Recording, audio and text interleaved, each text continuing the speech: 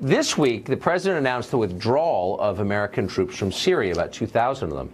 The move shocked and horrified pretty much everybody in permanent Washington. The city seems stunned by the news. It's hard to see why, though.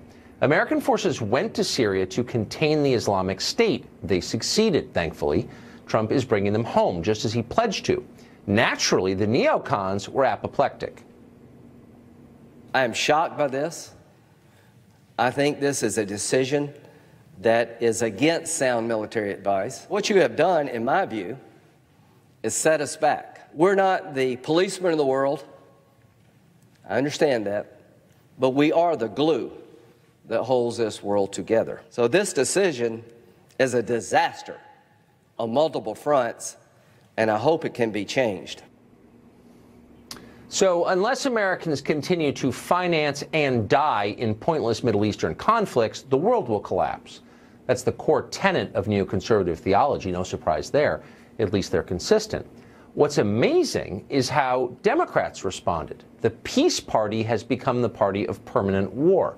Pulling American forces out of a distant country after they've completed their mission, that's criminal negligence, they're telling us.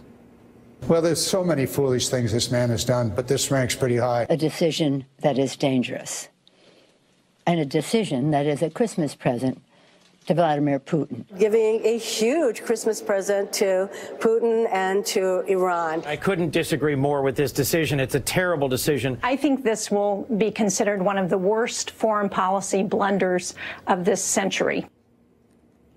So they're very upset. But nobody bothered to explain why it's so awful that we won't have thousands of Americans stationed in the worst country in the world. They didn't need to explain, really, because everyone in Washington is on the same page on this question. They all agree that conflict is better than peace, always and everywhere, but especially in places where it can't possibly help the United States. Troops in Syria, good. Troops on the U.S. border, bad. The lie they tell themselves is that we're in control of the world, that it's even possible to control the world. A few troops here, a bombing campaign there, and we can decide the course of global events. But of course we can't. The outcome of any conflict can never be known. Unintended consequences are the rule. But our rulers can't admit that because they'd have to admit they're not God. If you're wondering why our ruling class pushes for war as fanatically as it does for abortion, that's why. Killing gives them the illusion of control and makes them feel powerful. Here, for example, was the reaction 2 years ago when the administration lobbed cruise missiles into Syria for no comprehensible reason. The media loved it. Look at how pretty the bombs are. We see these beautiful pictures at night from the decks of these two U.S. Navy vessels in the eastern Mediterranean. I am tempted to quote the great Leonard Cohen, I'm guided by the beauty of our weapons. And they are beautiful pictures of fearsome armaments making what is for them a brief flight over to this airfield. What did they hit? Oh, it's beautiful, those high explosives wrapped in steel. There's just something about a 1,000-pound armor-piercing warhead that's balm for the soul, like a sunrise or first love. You don't need to be Sigmund Freud to catch the creepy, erotic undertones here. It's war porn. Little boys love it, so do news anchors and TV strategists. But what about the rest of us? Do we get a say in any of this? Is there a large group of Americans clamoring for more fruitless wars in the Middle East? Probably not. On the other hand, they don't care what you think. You assume this was democracy? You thought we had civilian control of the military? What are you, a Russian agent? Unelected generals and think tank staffers make those decisions, and any president who stands in their way must be removed. We're not overstating this. They're actually saying that out loud in Washington today. Rescuing Americans from somebody else's civil war is now grounds for impeachment, if not a military coup. In fact, it's treason.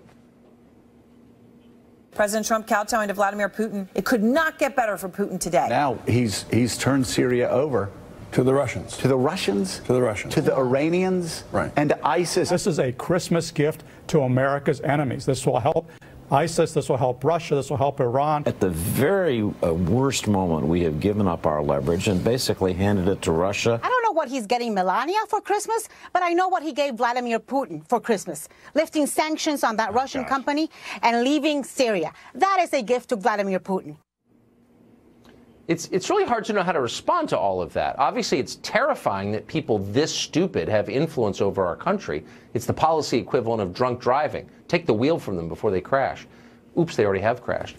But keep in mind that just weeks ago, these very same morons were calling Trump a puppet of Saudi Arabia. But wait, Saudi Arabia wants the U.S. to stay in Syria. Does that make sense? No. And so after a while, you start to suspect that Trump's real crime isn't being a puppet of the Saudis or Putin. It's refusing to be a puppet of permanent Washington. That's what they really hate. Douglas Macgregor has been around all this for a very long time. He's a retired U.S. Army colonel. He's the author of the book Margin of Victory, and he joins us tonight. So, Colonel, I consider you a trustworthy source of information on these questions. Do you think it's an impeachable offense to withdraw our troops from Syria? Well, of course not. That's ridiculous nonsense. Look, you've just done a great job of explaining why President Trump's decision was really a brilliant decision. First of all, President Trump, for the first time, made a decision to withdraw forces without consulting his inner circle. By the way, this is the same inner circle that has sabotaged every policy action that President Trump has tried to initiate, has obstructed the American First agenda from day one.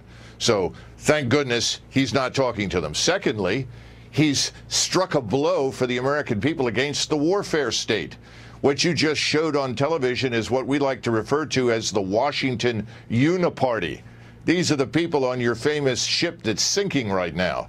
These are the individuals, lobbyists, legislators, retired senior officers, media. These are the individuals that want to cultivate conflict and keep forces mired everywhere, but as you say, leave our southern border, our borders, our territorial waters effectively open. So Donald Trump has done a great service because he's brought all of this out into the open. And he needs to remember something. When Richard Nixon did something similar and ended the Vietnam War and pulled our troops out under the best circumstances that he could get, he was not only reelected, when he went to his inauguration, he had a 68% approval rating. That's where Donald Trump is headed with the American people. Forget the people in Washington and the people that you just showed on the television. Two quick questions.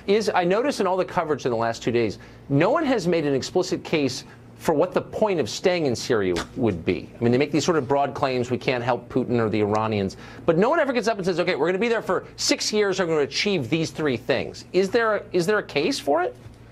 No, absolutely not. In fact, the good news is that the Russians, the Iranians, the Syrian government will do a very fine job of absolutely annihilating what remains of ISIS.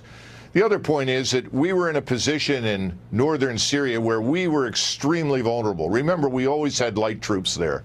They were always under threat of attack. We were waiting for another Beirut bombing to occur between the Turks, the Iranians, the Kurds, and so forth. And by the way, the Israelis, if they want to go in there and attack anything that they think is a danger to their security, they can do so. They're free to do so. We're out of the way.